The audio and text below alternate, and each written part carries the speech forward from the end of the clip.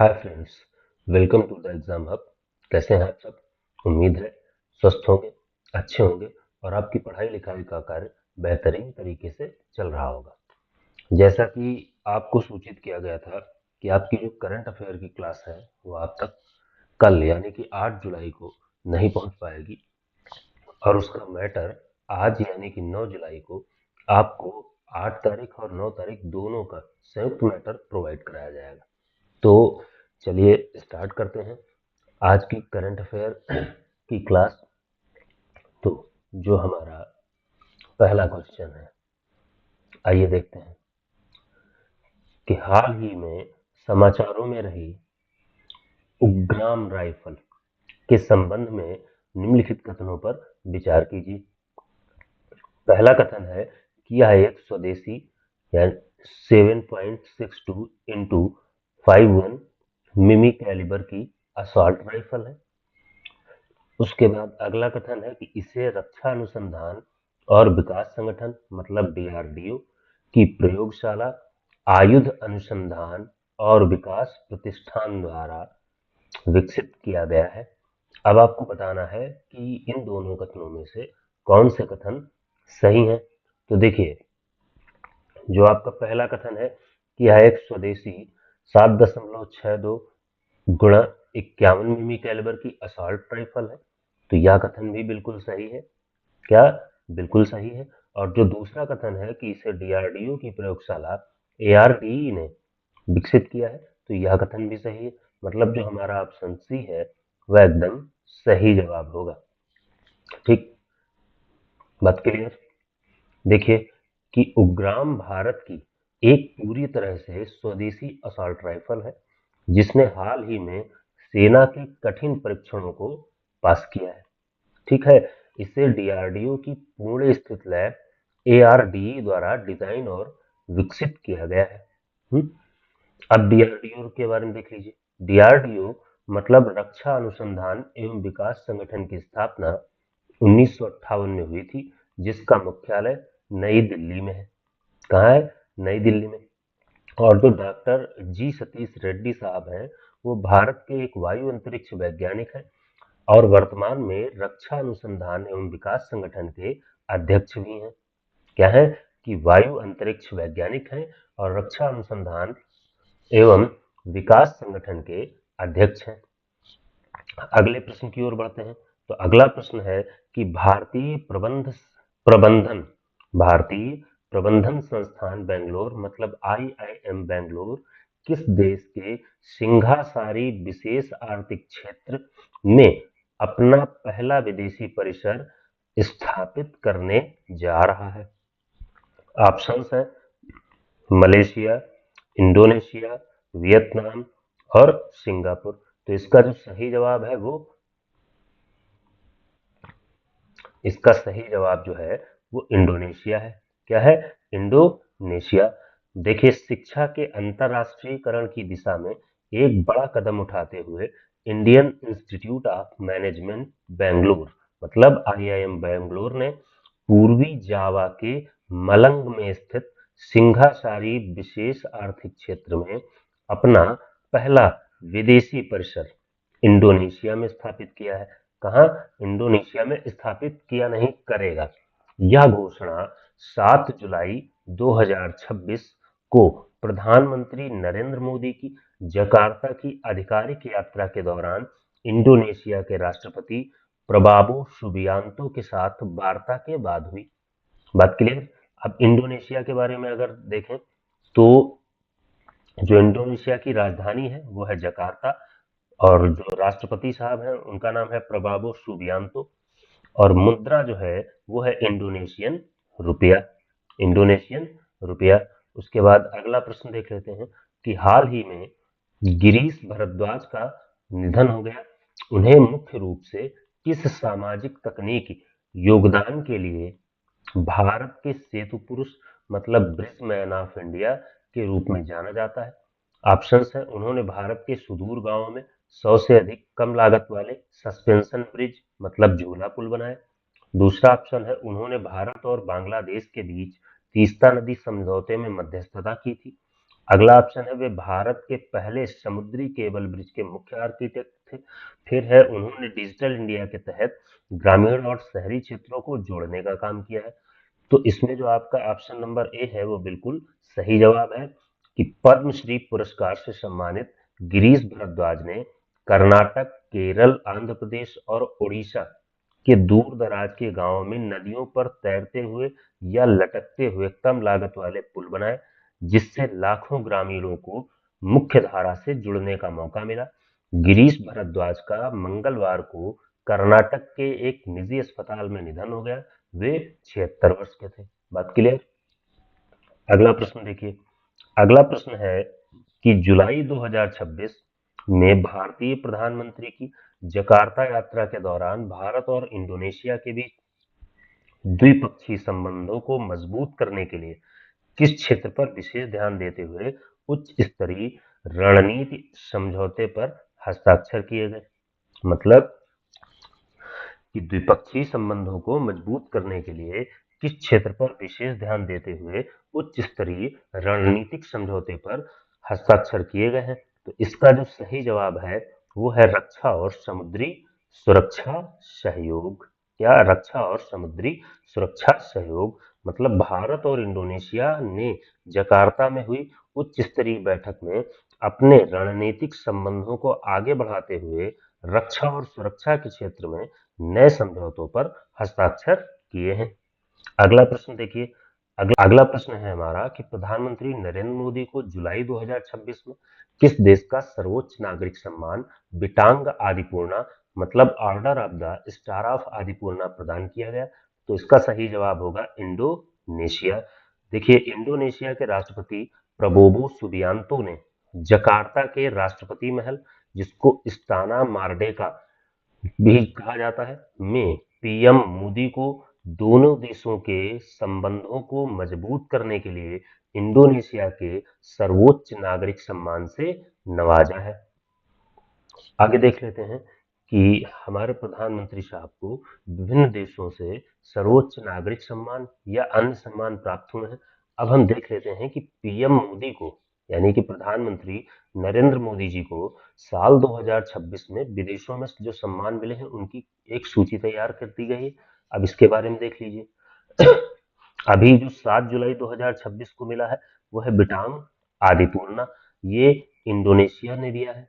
किस देश ने? इंडोनेशिया ने। यह इंडोनेशिया का सर्वोच्च नागरिक सम्मान है।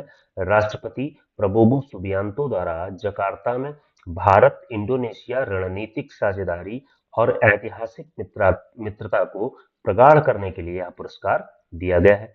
जवाहरलाल नेहरू के बाद यह सम्मान पाने वाले वे दूसरे भारतीय नेता हैं। यह भी पॉइंट इंपॉर्टेंट है कि जो बिटांग आदिपूर्णा है वह भारत के जो प्रथम प्रधानमंत्री थे यानी कि जवाहरलाल नेहरू साहब, उनको भी मिला था और उसके बाद में किसे मिला है? तो प्रधानमंत्री नरेंद्र मोदी को।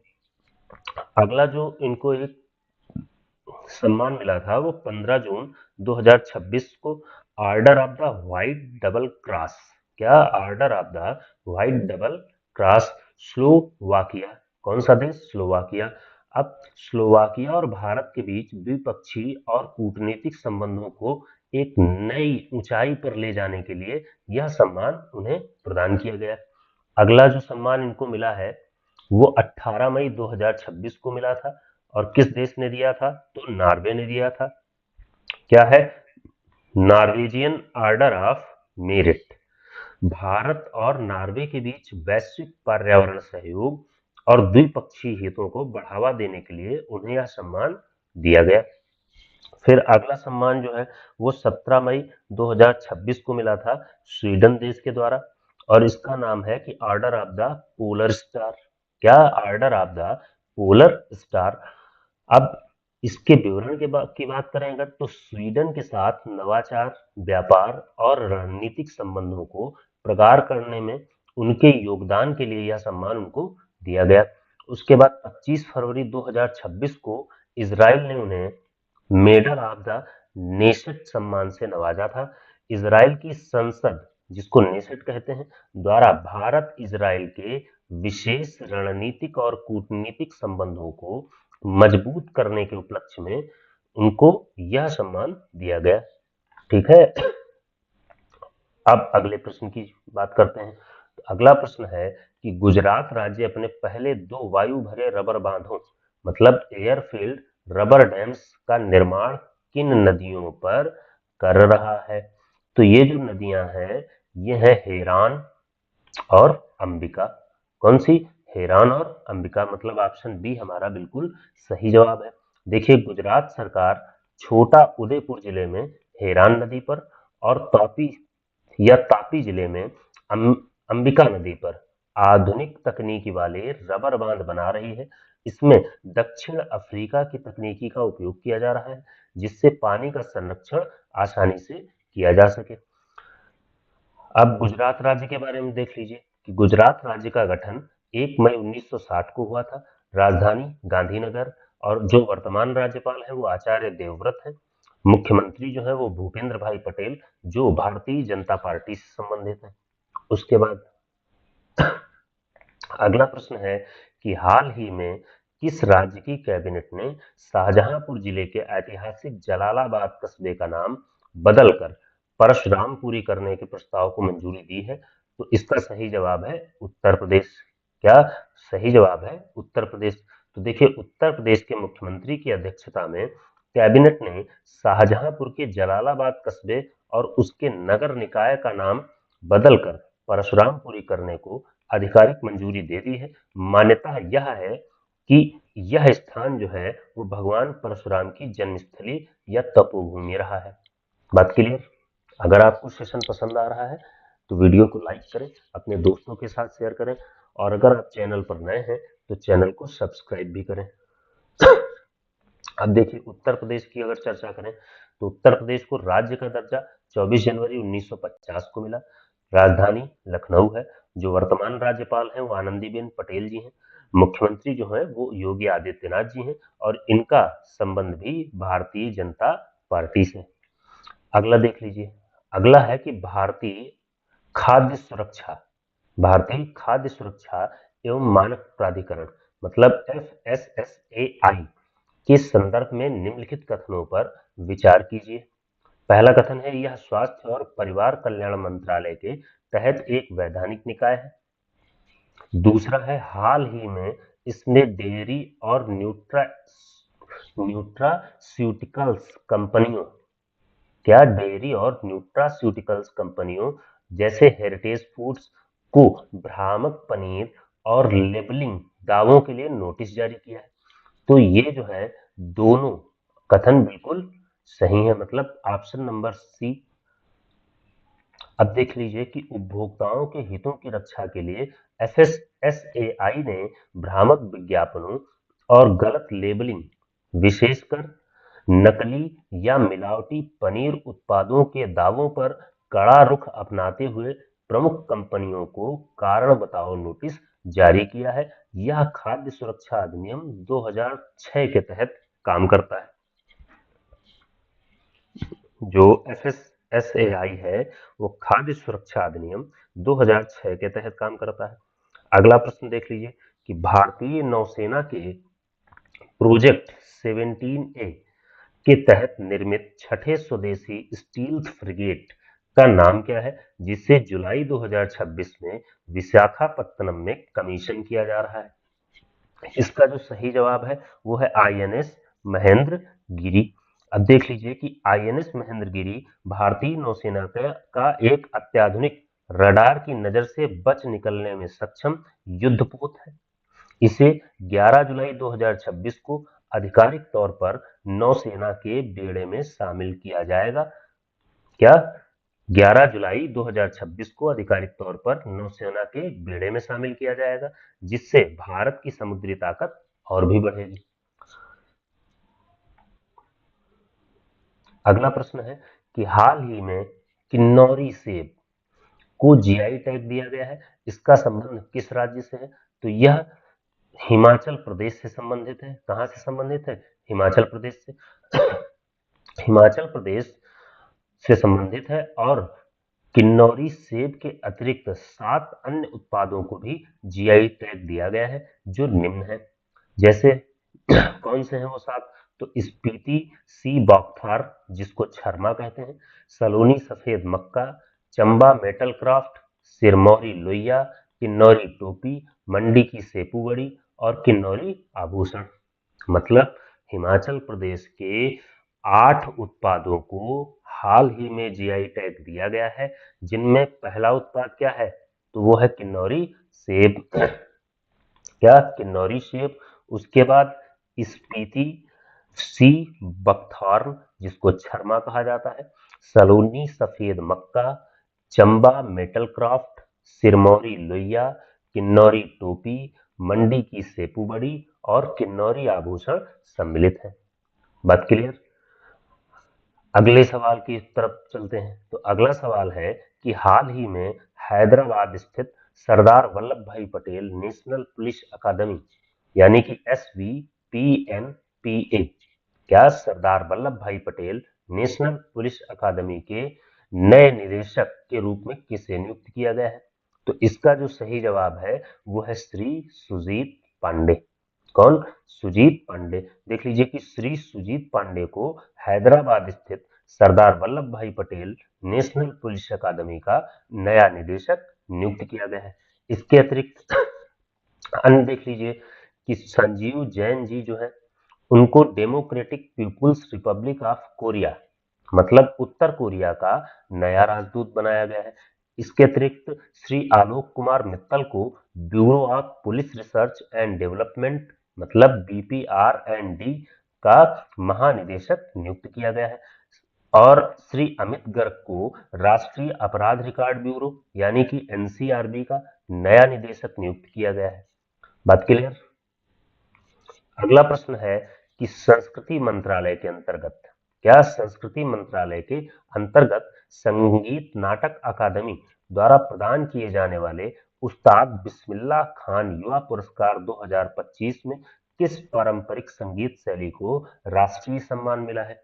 तो इसका जो सही जवाब है वो है हवेली संगीत, ऑप्शन नंबर बी। देखिए कि भारतीय शास्त्रीय और लोक कलाओं को प्रोत्साहित करने के लिए संगीत नाटक अकादमी द्वारा प्रदान किए जाने वाले उस्ताद बिस्मिल्लाह खान युवा पुरस्कार 2025 में हवेली संगीत को राष्ट्रीय सम्मान से नवाजा गया है। हवेली संगीत मूल रूप से पुष्टि मार्ग संप्रदाय के मंदिरों मतलब हवेलियों में गाया जाने वाला एक अर्ध शास्त्रीय भक्ति संगीत है। ओके, आगे बढ़िए। अगला प्रश्न है कि भारत सरकार के हालिया लक्ष्यों के अनुसार देश में स्वच्छ ऊर्जा परिवर्तन को गति देने के लिए वर्ष 2035-36 तक कितने ऊर्जा भंडारण क्षमता का लक्ष्य रखा गया है? तो इसका जो सही जवाब है वो है 888 गीगावाट घंटे। कितना? 888 गीगावाट घंटे। देखिए भारत तेजी से स्वच्छ और नवीकरणीय ऊर्जा की दिशा में आगे बढ़ रहा है। सौर और पवन ऊर्जा की अनिश्चित प्रकृति को प्रबंधित करने के लिए ऊर्जा भंडारण प्रणालियों जैसे का विस्तार किया जा रहा है, जिसके तहत 2035-36 तक 888 गीगावाट घंटे की भंडारण क्षमता हासिल करने का महत्वाकांक्षी लक्ष्य निर्धारित किया गया है। क्लियर? फिर अगला प्रश्न है कि जुलाई 2026 कब? कि जुलाई 2026 की रिपोर्ट के अनुसार कौन सा देश खुदरा और एफएमसीजी सेक्टर के लिए ग्लोबल कैपेबिलिटी सेंटर का दुनिया का सबसे बड़ा वैश्विक केंद्र बनकर उभरा है? तो इसका सही जवाब है भैया अपना भारत। ठीक, देखिए कि भारत ने रिटेल और fast moving consumer goods sector में ग्लोबल कैपेबिलिटी सेंटर के क्षेत्र में दुनिया का सबसे बड़ा केंद्र बनने की ऐतिहासिक उपलब्धि हासिल की है। कुशल तकनीकी कार्यबल और मजबूत डिजिटल इंफ्रास्ट्रक्चर के कारण दुनिया की बड़ी कंपनियां भारत में अपने परिचालन केंद्र स्थापित कर रही हैं। क्लियर है? आगे बढ़ते हैं कि अंतरिक्ष विज्ञान के संदर्भ में अक्सर चर्चा में रहने वाली CR7 मतलब कॉस्मस रेडशिफ्ट 7 गैलेक्सी वैज्ञानिकों के लिए इतनी महत्वपूर्ण क्यों है? तो इसका जो सही जवाब है वह है यह प्राचीनतम ब्रह्मांड के तारों मतलब पॉपुलेशन थर्ड के साक्ष्य प्रदान करती है। देखिए फुटबॉल स्टार जो है क्रिस्टियानो रोनाल्डो मतलब CR7 के नाम से प्रेरित इस गैलेक्सी जिसको कॉस्मस रेडशिफ्ट 7 का अध्ययन वैज्ञानिकों के लिए बेहद महत्वपूर्ण है। यह आकाशगंगा शुरुआती ब्रह्मांड यानी कि बिग बैंग के कुछ समय बाद कब यह आकाशगंगा शुरुआती ब्रह्मांड मतलब जो बिग बैंग थ्योरी थी या बिग बैंग था उसके कुछ समय बाद की स्थिति को दर्शाती है और इसमें पॉपुलेशन थर्ड श्रेणी के शुरुआती तारों के होने के संकेत मिले हैं जो ब्रह्मांड में भारी तत्वों के निर्माण को समझने में मदद करते हैं।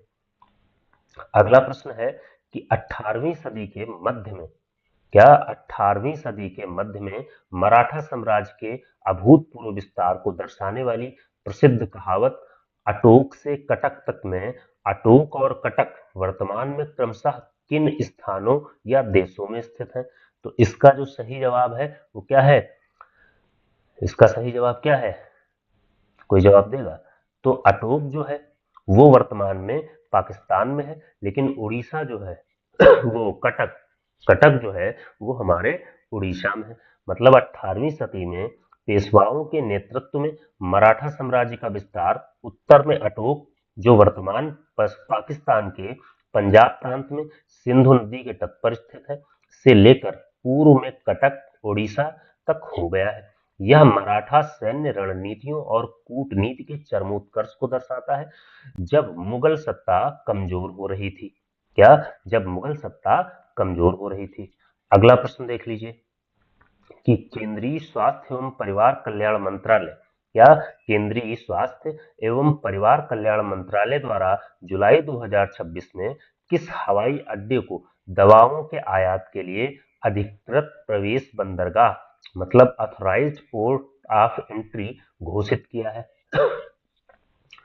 तो यह जो एयरपोर्ट है वो है नवी मुंबई इंटरनेशनल एयरपोर्ट मतलब ऑप्शन नंबर बी। अब देखिए फार्मास्यूटिकल्स और चिकित्सा आपूर्ति श्रृंखला को अधिक सुगम बनाने के लिए केंद्रीय स्वास्थ्य एवं परिवार कल्याण मंत्रालय ने 8 जुलाई 2026 को महाराष्ट्र के नवी मुंबई एयरपोर्ट को दवाओं के आयात के लिए अधिकृत प्रवेश बंदरगाह का दर्जा दिया है। इससे पश्चिमी भारत में दवाओं के लॉजिस्टिक्स में तेजी आएगी। बात क्लियर? अगला प्रश्न देखिए।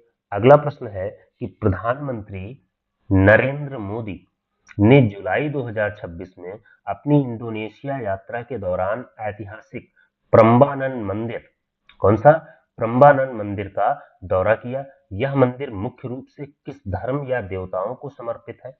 तो इसका जो सही जवाब है वो ऑप्शन नंबर बी सही है, हिंदू धर्म। और इसमें त्रिमूर्ति मतलब ब्रह्मा विष्णु और महेश यानी कि ब्रह्मा विष्णु और शिव जी से संबंधित है।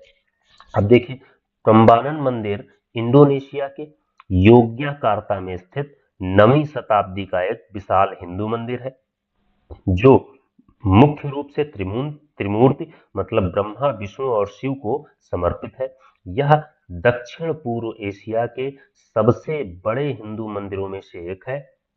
प्रधानमंत्री मोदी की इस यात्रा ने भारत और इंडोनेशिया के बीच सदियों पुराने सांस्कृतिक और ऐतिहासिक संबंधों को एक नई मजबूती दी है। अगला प्रश्न देखिएगा।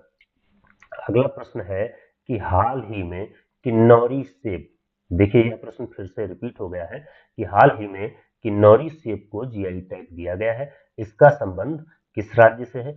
तो हिमाचल प्रदेश। अभी थोड़ी देर पहले आपको बताया था कि हाल ही में हिमाचल प्रदेश के 8 प्रोडक्ट जो है उनको क्या दिया गया है? जीआई टैग दिया गया है। बात क्लियर है?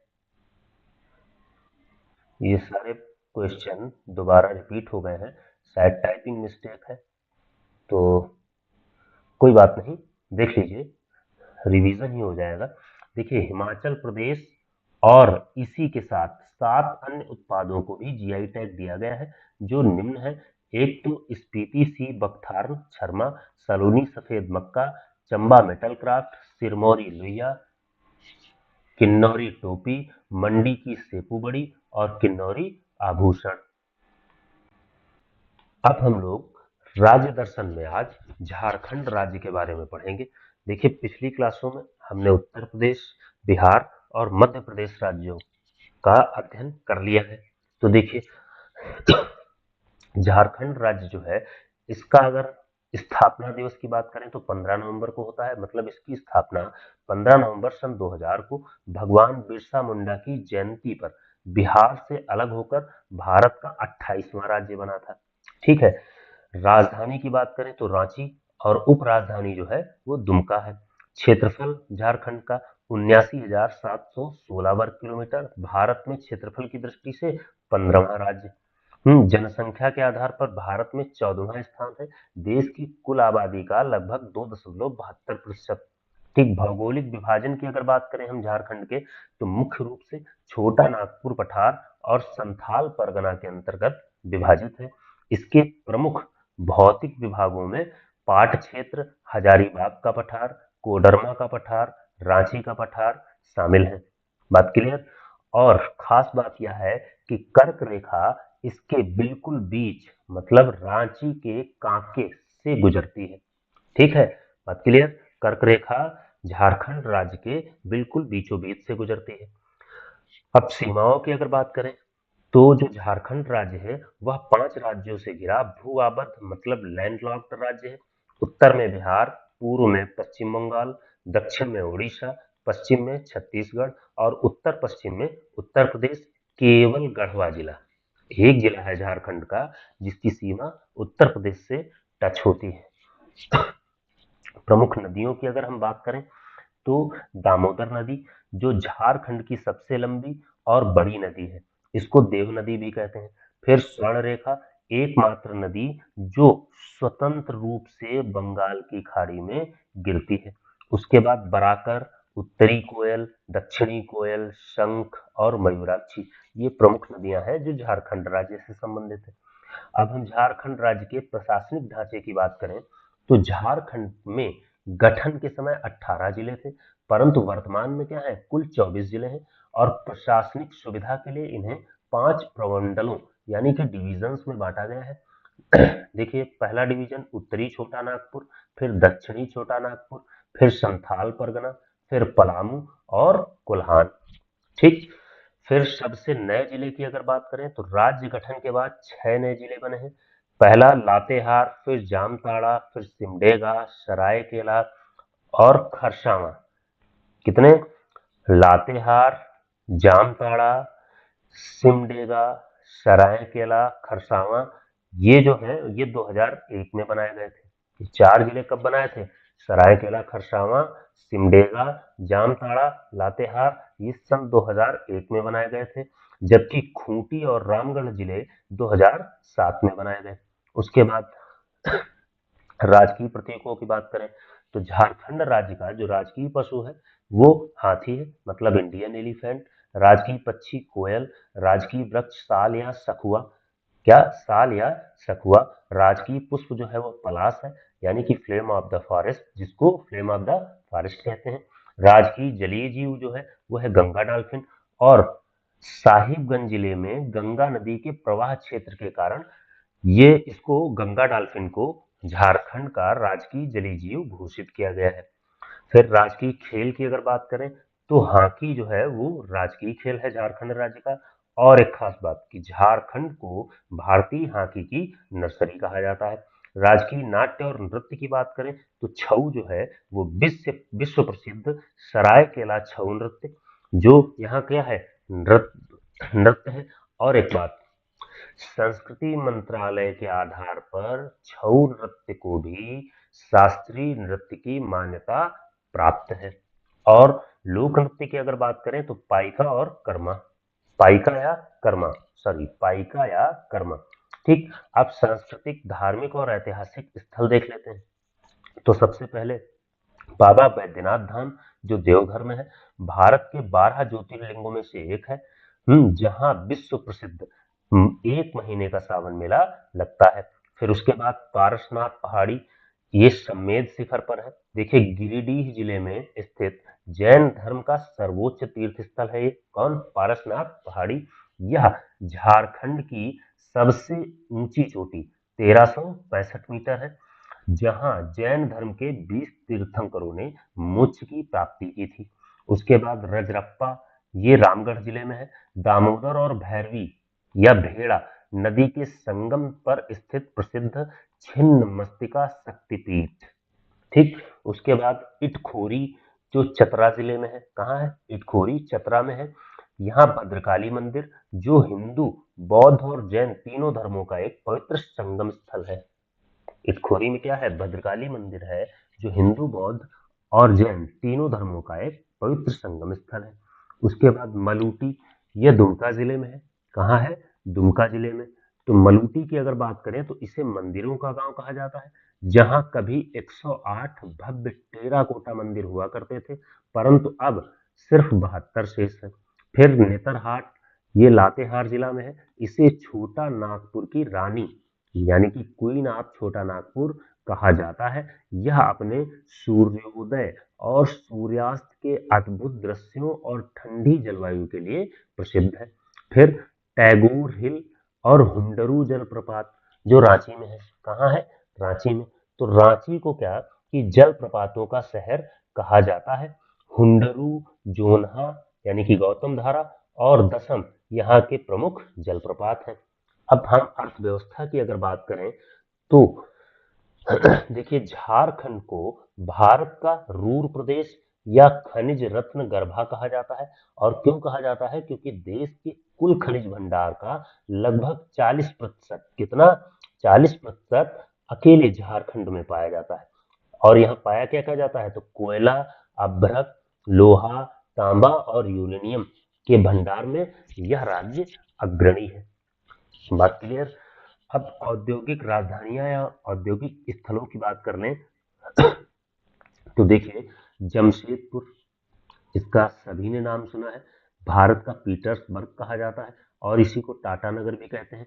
यहाँ 1907 में स्थापित देश का पहला निजी लौह इस्पात कारखाना है। ठीक। फिर बोकारो, सोवियत संघ के सहयोग से स्थापित भारत का बड़ा सार्वजनिक लौह इस्पात संयंत्र, बोकारो स्टील प्लांट के नाम से जो फेमस है। उसके बाद धनबाद की बात करें तो भारत की कोयला राजधानी किसे कहते हैं? धनबाद को। झरिया कोयला क्षेत्र यहीं स्थित है। फिर जादूगोड़ा या पूर्वी सिंहभूम, यूरेनियम की प्रसिद्ध खदानें कहाँ? पूर्वी सिंहभूम में पाई जाती हैं। अब प्रमुख उत्पाद जिनको जीआई टैग मिला है उनके बारे में देख लेते हैं। तो सबसे पहले सोहराय खोबर चित्रकला, मतलब हजारीबाग क्षेत्र की इस पारंपरिक जनजातीय दीवाल कला को जीआई टैग प्राप्त है। फिर सरायकेला छऊ मुखौटा, ये छऊ नृत्य में प्रयुक्त होने वाले विशिष्ट मुखौटे होते हैं जिनको जीआई टैग प्राप्त है। फिर तसर सिल्क, झारखंड देश में तसर रेशम के उत्पादन में प्रथम स्थान पर है और तसर सिल्क को जीआई टैग प्राप्त है।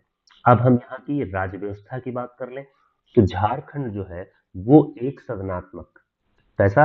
एक सदनात्मक है, मतलब यहाँ केवल विधानसभा है, विधान परिषद नहीं पाई जाती। ठीक। बात क्लियर?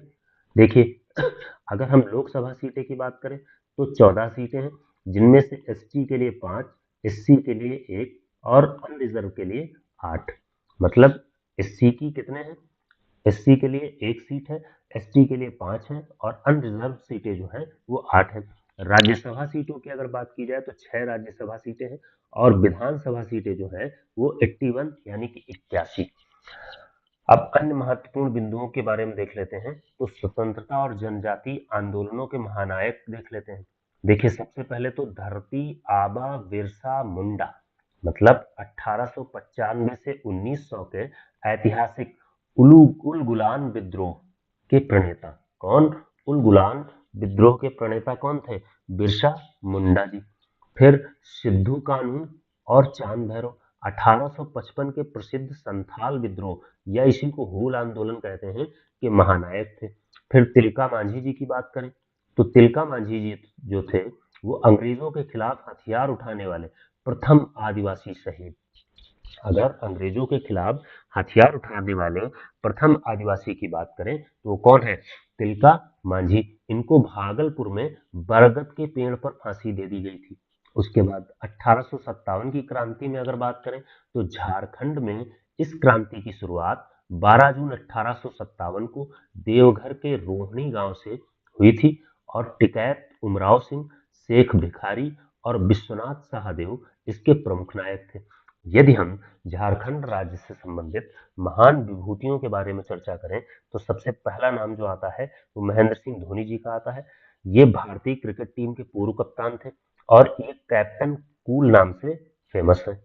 उसके बाद जयपाल सिंह मुंडा जी 1928 एम्स्टर्डम ओलंपिक में स्वर्ण पदक विजेता भारतीय हॉकी टीम के कप्तान और प्रसिद्ध आदिवासी राजनेता भी रहे। ठीक, उसके बाद अल्बर्ट एक्का साहब की बात करें तो 1971 के भारत पाक युद्ध में अदम्य साहस दिखाने वाले लांस नायक कौन थे? लांस नायक थे जिन्हें मरणोपरांत सेना के सर्वोच्च सम्मान परमवीर चक्र से नवाजा गया। और खास बात यह है कि अल्बर्ट एक्का जी झारखंड के एकमात्र परमवीर चक्र विजेता हैं। मतलब अगर आपसे कहा जाए कि झारखंड राज्य के एकमात्र परमवीर चक्र विजेता कौन है तो लांस नायक अल्बर्ट एक्का। ठीक, उसके बाद अब हम जनगणना 2011 के अनुसार महत्वपूर्ण आंकड़े देख लेते हैं जो झारखंड राज्य से संबंधित हैं।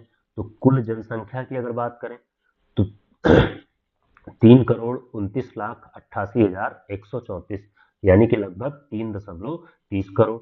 देश में 14वां स्थान जनसंख्या की दृष्टि से। देश की कुल आबादी में हिस्सा तो 2.72%। 10 की जनसंख्या वृद्धि दर यानी कि 2001 से 2011 तक जनसंख्या में जो वृद्धि दर है वो 22.42%। सर्वाधिक जनसंख्या वाला जिला रांची, न्यूनतम जनसंख्या वाला जिला लोहरदगा। फिर सर्वाधिक 10 की वृद्धि दर वाला जिला तो कोडरमा यानी कि 43.42%। सर्वाधिक 10 की वृद्धि दर वाला जिला तो कोडरमा जिला है जिसमें 43.42% की वृद्धि हुई थी। उसके बाद न्यूनतम की वृद्धि की दर की अगर बात करें तो धनबाद जिला जो है वो न्यूनतम 10 की वृद्धि दर वाला जिला था जहां 11.99% की वृद्धि दर्ज की गई थी।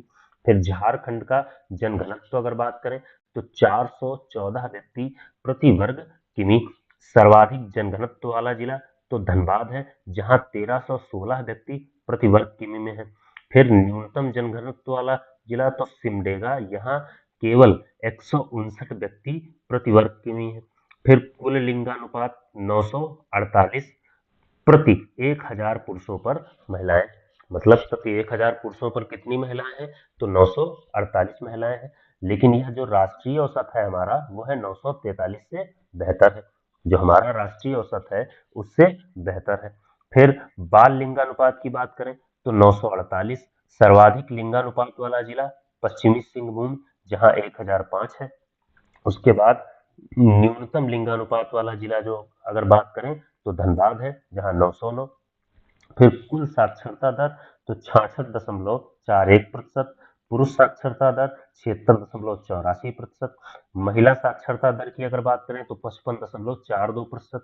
सर्वाधिक साक्षरता वाला जिला तो रांची है 76.06%। न्यूनतम साक्षरता वाला जिला पाकुड़ है 48.82%। और अगर ग्रामीण आबादी की बात करें तो यहाँ ग्रामीण आबादी 75.95% या हम कह सकते हैं कि लगभग 76%। नगरीय या शहरी आबादी तो 24.05%। धनबाद और पूर्वी सिंहभूम जिसको जमशेदपुर भी कहते हैं मुख्य शहरी केंद्र है। अनुसूचित जाति या एससी का प्रतिशत अगर बात करें तो कुल आबादी का 12.08%। कितना? कुल आबादी का 12.08% अनुसूचित जाति है जिसमें सर्वाधिक जनसंख्या पलामू में। प्रतिशत में अगर बात करें तो चतरा। वैसे सर्वाधिक जनसंख्या एससी की सर्वाधिक जनसंख्या किस जिले में है तो पलामू जिले में है। लेकिन अगर हम प्रतिशत के तौर पर बात करें तो चतरा जिले में सर्वाधिक अनुसूचित जाति की जनसंख्या पाई जाती है। अब अनुसूचित जनजाति की अगर बात करें, क्या अनुसूचित जनजाति मतलब एसटी की बात करें तो कुल आबादी का 26.21% अनुसूचित जनजाति से बनता है। झारखंड एक आदिवासी बहुल राज्य है जहां 32 अब मान्यता प्राप्त 33 जनजातियां निवास करती हैं, जिनमें संथाल, उरांव, मुंडा और हो प्रमुख हैं। कौन कौन सी? संथाल, उरांव, मुंडा और हो जनजातियां प्रमुख हैं। और एक खास बात है कि सर्वाधिक एसटी जनसंख्या रांची में, लेकिन अगर हम प्रतिशत में बात करें तो खूंटी जिले में सर्वाधिक एसटी जनसंख्या पाई जाती है। तो ये पॉइंट थे हमारे झारखंड राज्य से संबंधित, जो परीक्षा के लिए अत्यंत महत्वपूर्ण है। कैसी लगी आपको आज की क्लास? अगर आपको क्लास पसंद आई हो तो क्लास को लाइक करें, अपने दोस्तों के बीच शेयर अवश्य करें, और अगर आप चैनल पर नए हैं तो चैनल को सब्सक्राइब अवश्य करें, ताकि आगे आने वाली जो भी वीडियोस हैं वो आपके पास सबसे पहले पहुंचे। बात क्लियर? तो मिलते हैं फिर आप सभी को अगली क्लास में अगले किसी राज्य के साथ। अगले किसी राज्य का दर्शन करेंगे। तब तक के लिए जय हिंद, धन्यवाद।